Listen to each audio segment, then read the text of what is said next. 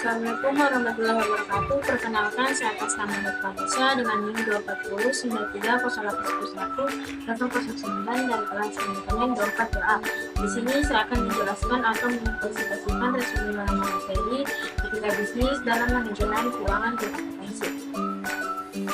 Pertama, pemikiran dalam manajemen keuangan.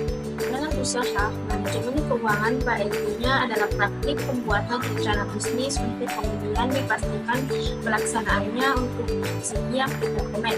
Manajemen keuangan dalam sistemnya menggabungkan beberapa fungsi keuangan, termasuk akuntansi, manajemen aset tetap, pendapatan, dan proses pembayaran. Jika komponen-komponen ini berhasil diintegrasikan, perusahaan dapat mencapai visibilitas keuangan dalam memfasilitasi kegiatan sehari-hari.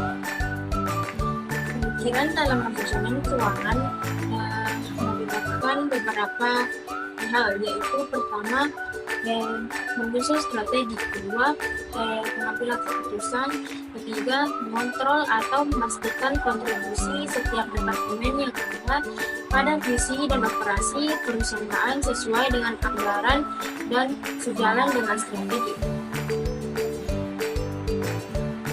Kedua, lingkup manajemen keuangan.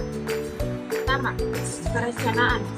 Perencanaan yaitu menugaskan manajer keuangan untuk memproyeksikan uang yang dibutuhkan perusahaan untuk mempertahankan arus kas, mengalokasikan dana untuk menemukan produk atau layanan baru, mengatasi kejadian tak terduga dan membagikan informasi itu dengan rekan bisnis.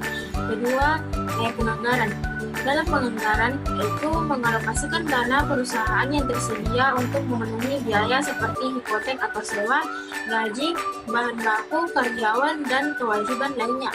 Ketiga, mengelola dan menilai risiko, yaitu menilai dan memberikan kontrol kompensasi untuk berbagai risiko. Keempat, prosedur, yaitu menetapkan cara tim keuangan memproses dan mendistribusikan data keuangan seperti faktur pembayaran, laporan, dan dengan aman dan akurat. Selanjutnya, fungsi manajemen keuangan. Pertama, mengontrol dan membuat keputusan. Manajer keuangan menghitung tanggung jawab utama. Kedua, merencanakan keuangan, mencakup perencanaan kegiatan dan sumber daya keuangan. Yang ketiga, mengalokasikan sumber daya, yaitu memastikan penggunaan sumber daya keuangan secara tepat. Yang keempat, mengelola arus kas, memastikan pengelolaan kas yang efektif. Kelima, mengakuisisi dan melakukan merger, yaitu langkah strategis untuk mempertahankan relevansi di pasar kompetitif. Keenam, penganggaran modal, keputusan investasi seperti saham, obligasi pembangunan pabrik, dan pembelian peralatan. Tujuan yang ingin dicapai perusahaan dalam manajemen keuangan. Pertama, memaksimalkan keuntungan dan dengan memberi wawasan. Kedua, melacak likuiditas dan arus kas untuk memastikan cukup uang memenuhi kewajiban. Ketiga, memastikan kepatuhan terhadap peraturan negara dan industri. Keempat, mengembangkan skenario keuangan berdasarkan keadaan bisnis dan prediksi kondisi pasar di masa depan. Terakhir, interaksi efektif dengan investor dan direksi. Metode pemberian jasa keuangan. Yang pertama, metode konvensional, yaitu pinjaman langsung, pembiayaan, kredit, tabungan, dan deposito. Kedua, metode digital dan teknologi finansial atau fintech, yaitu peer-to-peer lending atau P2P, crowdfunding, e-wallet, mobile banking, buy now pay later atau BNPL. Ketiga, metode syariah, yaitu murabahah, mudharabah, musyarakah, dan ijarah. Keempat, metode non-bank dan lembaga keuangan mikro, yaitu koperasi simpan pinjam, lembaga keuangan mikro atau LKM, arisan, dan kredit informal. Fungsi dan bidang dalam akuntansi. Pertama, akuntansi keuangan, yaitu membantu pihak luar mengambil keputusan investasi atau kredit.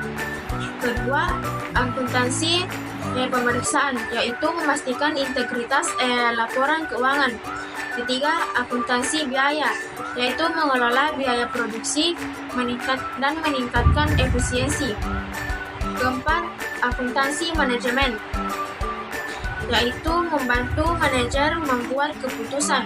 Kelima, akuntansi perpajakan, yaitu menghindari masalah hukum, mengoptimalkan pengurangan pajak. Dan keenam, akuntansi peranggaran, yaitu mencegah pemborosan, memastikan efisiensi. Ketujuh, akuntansi pemerintahan, yaitu meningkatkan akuntabilitas dan transparansi penggunaan dana publik. 8. Sistem akuntansi, yaitu mencatat dan melacak transaksi dengan efisien. 9. Akuntansi anggaran, yaitu mencegah melebihi anggaran. 10. Akuntansi perbankan, yaitu meningkatkan transparansi dan kepatuhan perbankan. Prinsip-prinsip dasar akuntansi.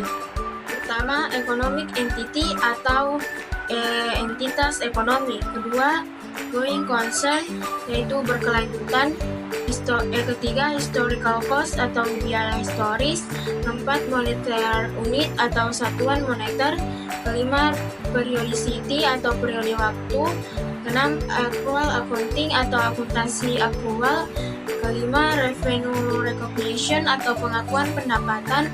8. Matching atau berpasangan. 9. Conservatism atau konservatif. 10. Full disclosure atau pengungkapan penuh. Etika bisnis dalam akuntansi manajemen.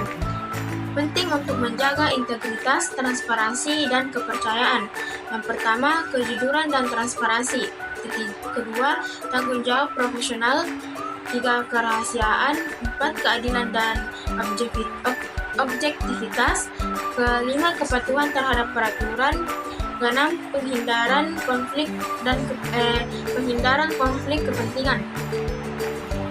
Selanjutnya, peran akuntansi profesional untuk kepentingan umum. Yang pertama, menjaga transparansi keuangan, mendukung akuntabilitas dan tata kelola yang baik, mencegah dan mendeteksi kecurangan, mendukung pengambilan keputusan ekonomi, menjamin kepatuhan terhadap peraturan, dan memberikan konsultasi dan perencanaan keuangan. Selanjutnya, konflik kepentingan dalam akuntansi dan pasar akuntansi. Menurut Kevin Bard, penyebab konflik yaitu hubungan keuangan kantor akuntan publik dengan klien audit, konflik antar jasa yang ditawarkan kantor akuntan publik, kurangnya